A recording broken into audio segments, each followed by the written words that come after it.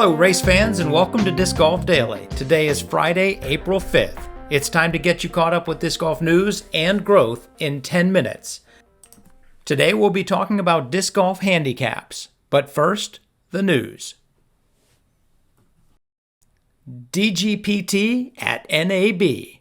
The Disc Golf Pro Tour, specifically CEO Jeff Spring and Director of Broadcast Technology Jeff Tachi, will be presenting at the National Association of Broadcasters. From the press release, the Disc Golf Network delivers coverage of all Disc Golf Pro Tour events to fans across the world. This off-season, DGN migrated away from an out-of-the-box OTT solution to a custom-built OTT platform, moving an entire user base from one platform to another with minimal disruption to their service. Join us for an in-depth look at this process, the unexpected challenges that occurred, and an overview of the current state of the DGN 2.0 platform now that the 2024 season is underway. There is a lot to unpack here, but it is awesome that DGN is presenting at the National Association of Broadcasters. It's April 16th. If you want to get your online tickets to watch, that's going to be money well spent. Our number 2 news story, the DGPT has put out the most amazing video called Guess the Drawing. If you have 4 extra minutes in your life, watch this video. Link in the show notes. Touring pros try to guess who 4th grader Naria made a drawing of. I'll give you a hint. The drawing looks a little bit like Randy Macho Man Savage.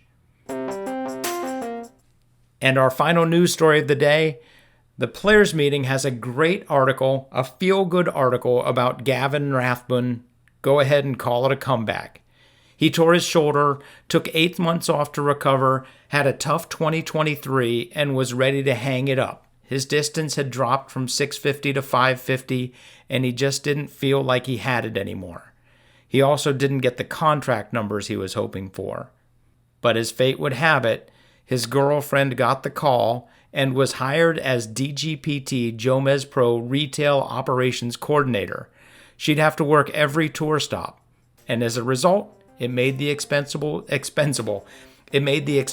doable for him to tour again.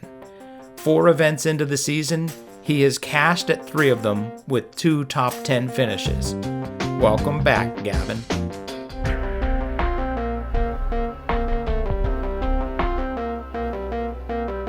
Let's pretend Jim Gold says to a new friend at the disc golf course, "What's your rating?" And Johnny Red replies, 880. "What's yours?" "Mine's also 880, Jim Gold replies. "We should be evenly matched. Let's play." They play an advanced layout, and Jim Gold destroys Johnny Red. Did Jim have a good day? Did Johnny have bad luck? No is the answer to both of these. Jim Gold has developed his rating playing Maple Hill Golds, with OB on most of the holes and lots of water carries. There are lots of places for a bogey golfer to get in trouble. But with all that, Jim's rating is 880. Johnny Red plays Maple Hill Reds all the time. His 880 rating has been developed on a course with virtually no OB and a bunch of attackable holes, even for a bogey golfer. Yet his rating is also 880. When they play a course that has a difficulty between Reds and Golds, say Blues, Jim finds it easy and Johnny finds it hard. Their ratings have been developed on courses with different difficulties and are therefore not truly relatable. This is why handicapping in disc golf is so hard across courses. You can develop a handicap for one course at a weekly or monthly league, but you can't take that handicap and have it apply to another course. I think we should work to fix that. Let's take a step back and see what traditional golf did to make this happen. In the early days of traditional golf, handicapping was an informal affair, with players often negotiating their own handicaps based on perceived skill levels or previous performances. This led to inconsistencies and disparities in competition, for sure. A standardized and fair handicap system was needed. Enter the United States Golf Association, USGA, disc golf's version of the PDGA. They were a pivotal player in the formalization of golf handicapping. In 1911, the USGA introduced the Handicap Index, a revolutionary concept aimed at providing a universal measure of a golfer's playing ability. Using a formula based on a player's scores and the difficulty of the course, this index laid the groundwork for modern handicapping systems.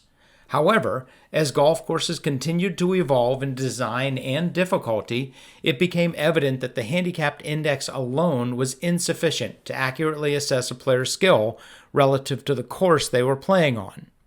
I will give a real-life example and a fun example.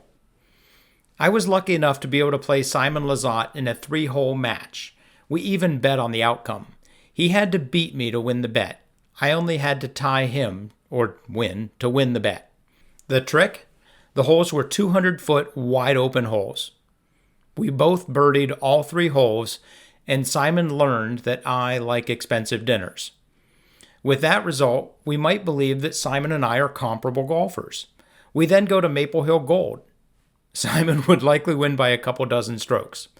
On an easy course, there is little room to gain strokes, and therefore bogey golfers will do almost as well as par golfers. For example, on reds, I would likely shoot 6 down and Simon would shoot 12 down.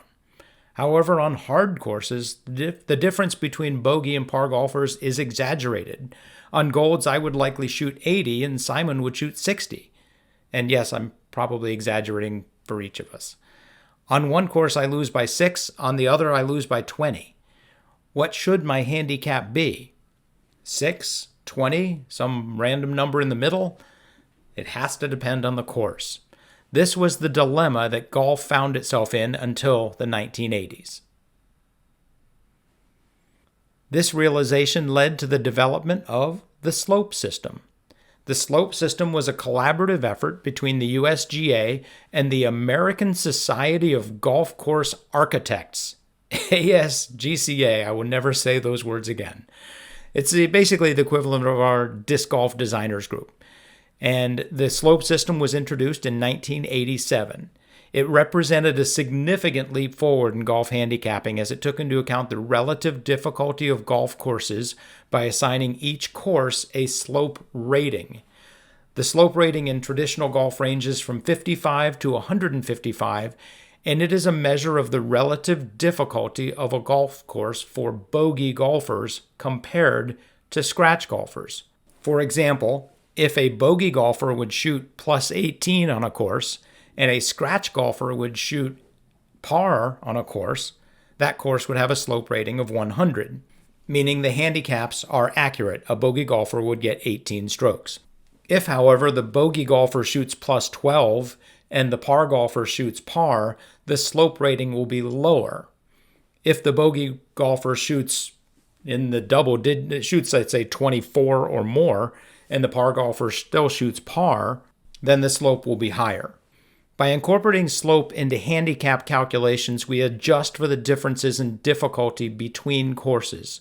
This ensures that handicaps accurately reflect a player's performance relative to the course they are playing on. By incorporating this factor into handicap solutions, the slope system ensures that players are appropriately handicapped based on the courses they play, thus leveling the playing field and promoting fair competition.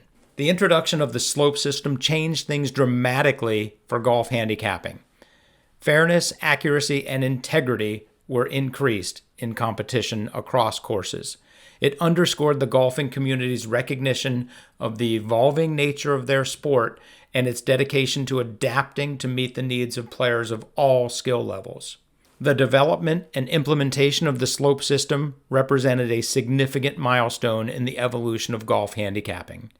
By adding course slope to PDGA and/or UDisc ratings, we have an opportunity to create a level playing field for disc golfers across the wide spectrum of courses. This would allow me to take my rating to another course, perform a quick slope calculation, and voila, I've got an appropriate handicap for a course and league I've never played. Hopefully, this is one lesson that disc golf can learn from our older cousins. That's it for us today. If you have any thoughts, news, or opinions, shoot us an email at discgolfdaily@aol.com. Have fun, throw 'em straight, and hit the thin gap.